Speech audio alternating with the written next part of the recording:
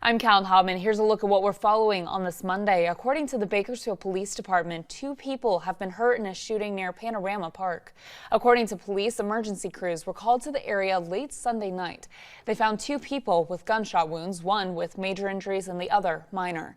So far, no arrests have been made and there is no suspect description at this time, but we will bring you updates as they're made available. Meanwhile, Kern Valley State Prison is continuing a homicide investigation after an inmate was found dead in his cell. Law enforcement says Alfredo Valenzuela was found unresponsive Saturday afternoon. He was taken to the Kern Valley State Prison's triage area for treatment, where he was pronounced dead. His cellmate Noe Herrera was removed from the cell while law enforcement investigates.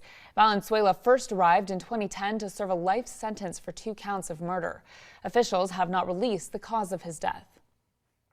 In other news, jurors will hear the closing arguments today in the Matthew Queen trial. Queen is accused of the murder of Michael Holsenbake in the case many know as Bakersfield 3. He's facing dozens of charges, including torture, murder, and kidnapping. Queen faces 50 years to life if convicted. That trial resumes at 9 a.m. And now we'll take a look at our weather forecast heading into our Monday with 23 ABC's Veronica Morley.